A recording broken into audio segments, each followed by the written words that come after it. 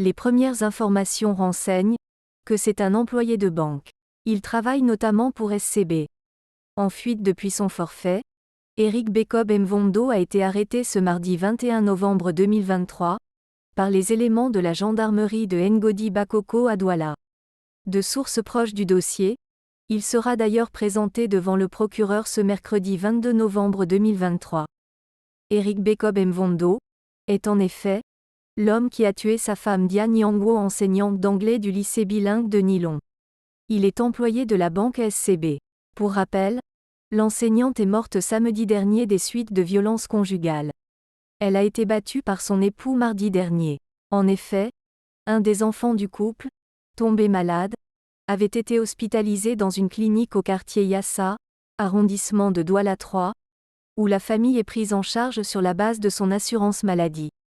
Le lendemain mardi, une échographie effectuée montre que la dame a fait une hémorragie interne, lundi dernier, alors que le père est de passage dans la formation sanitaire. Diane est absente. Elle serait allée au marché. À son retour, la jeune dame trouve donc son époux, qui lui fait directement une scène, avant de commencer à la battre. D'après le vigile présent au moment des faits, l'homme s'est mis à violenter son épouse alors qu'elle a leur bébé dans ses bras. Elle tombe après un balayage, et le vigile se précipite vers l'enfant. Note sur la question Cameroun Tribune.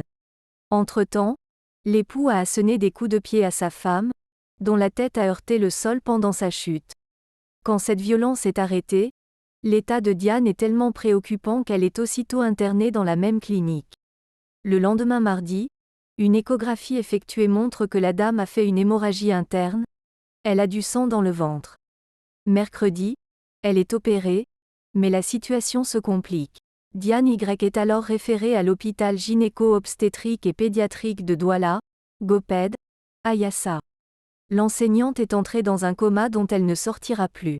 Samedi, dans l'après-midi, elle décède, note le quotidien gouvernemental. À votre avis, un homme devrait-il mettre main sur une femme? Débattons en commentaire. Si vous avez aimé cette vidéo, n'oubliez pas de liker, commenter et vous abonner pour plus de contenu passionnant à venir.